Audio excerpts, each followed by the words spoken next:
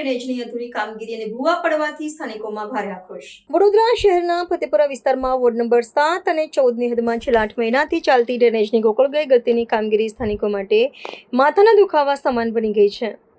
વડોદરા મહાનગરપાલિકા દ્વારા હાથ ધરાયેલી આ કામગીરીને પગલે રોડની બંને બાજુઓ બંધ કરી દેવામાં આવતા રાહદારીઓ તેમજ સ્થાનિક દુકાનદારોને ભારે હાલાકીનો સામનો કરવો પડી રહ્યો છે। લાંબા સમયથી ખોરંભે પડેલા વિકાસ કાર્ય અને ધૂળની ડમરીઓના કારણે નાગરિકોના રોજિંદા જીવન અને વેપાર રોજગાર પર માઠી અસર પડી છે, જેના પરિણામે લોકોમાં તંત્ર પ્રત્યે ભારે રોષ વ્યાપી ગયો છે। આગામી ચોમાસાને હવે ગણતરીના દિવસો જ બાકી છે, ત્યારે અધૂરી કામગીરીને કારણે આગામી દિવસોમાં પરિસ્થિતિ વધુ વણસવાની ભીતિ સેવાઈ રહી છે। આ સમસ્યાઓ વચ્ચે ગત મોડી સાંજે વિસ્તારમાં એક તોતિંગ ભૂવો પડતા સ્થાનિકોની મુશ્કેલીમાં વધારો થયો હતો। આજે વડોદરા મહાનગરપાલિકાની ટીમ દ્વારા ભૂવાનું માત્ર માટીથી પુરાણ કરવાની કામગીરી શરૂ કરાતા સ્થાનિકોએ ઉગ્ર વિરોધ નોંધાવ્યો હતો।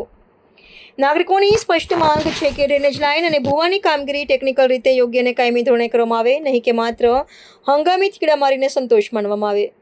આ ગંભીર અને લાંબા સમયની સમસ્યા અંગે સ્થાનિકોએ અનેક વખત પોતાના વિસ્તારના ચૂંટાયેલા નગરસેવકોનો સંપર્ક સાધવાનો પ્રયાસ કર્યો હતો, પરંતુ તેમના તરફથી કોઈ જ સંતોષકારક કે હકારાત્મક પ્રતિસાદ ન મળતા લોકોનો આક્રોશ બેવડાયો છે। યોગ્ય જવાબ અને ઉકેલના અભાવે આખરે ત્રસ્ત નાગરિકોએ પાલિકાના વહીવટીતંત્ર અને ચૂંટાયેલા પ્રતિનિધિઓને આડે હાથ લીધા હતા। જો ચોમાસા પૂર્વે ડ્રેનેજ પ્રોજેક્ટ સત્વરે પૂર્ણ કરવામાં નહીં આવે તો સમગ્ર વિસ્તારના રહીશોએ જળબંબાકાર અને કાદવ કીચડ જેવી પારાવાર મુશ્કેલીઓ વેઠવાનો વારો આવી શકે છે। અહીંયા વોર્ડ નંબર 14 પણ લાગે છે, આ બાજુ ને આ બાજુ વોર્ડ નંબર 7 લાગે છે।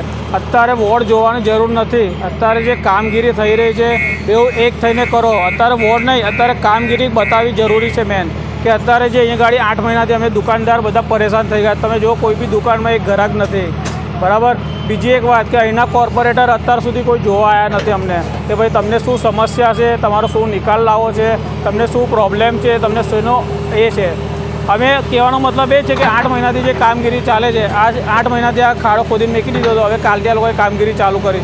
એના કારણે અહીંયા ગાડી નાનો એવો 2x2નો કૂવો પડી ગયો હતો, એના કારણે આ લોકો કાલે વોર્ડ નંબર 7ના કોઈ જોઈ ગયા છે કે કોઈ કમ્પ્લેન કરે ખબર નથી।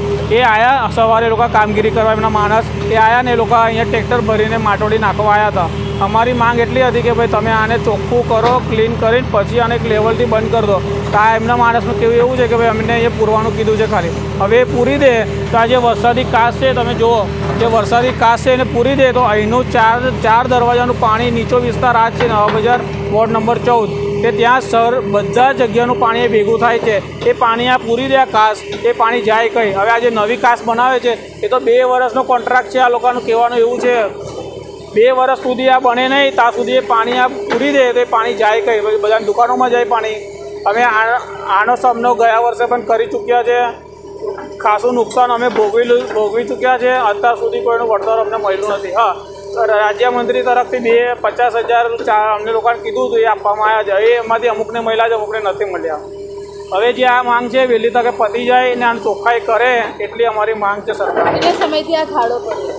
આ ખાડો તો કાલ સાંજે જ પડ્યો છે 6 વાગે ને 6 વાગે પડ્યો ને એના કારણે સવારે લોકો જોવા આવ્યા, એ ખાલી પૂરવા માટે જ આવ્યા હતા, બીજું કોઈ કામગીરી કરવા જ નહોતા, કે પૂરીને રોડ બનાવીને જતું રહેવું છે। હવે અમને તો એ ખબર છે કે વરસાદ નથી તો આ હાલત છે, તો વરસાદમાં તો રોડ પર કેટલી હાલત થશે ને। ખાલી અડધો કલાક વરસાદ પડે ને તો અહીંયા ગાડી અડધો પોણો ફૂટ પાણી ભરાઈ જાય છે। કોઈ પ્રશાસન એ ટાઈમે વરસાદમાં કોઈ જોવા નથી આવતું। બિલકુલ ભાઈ।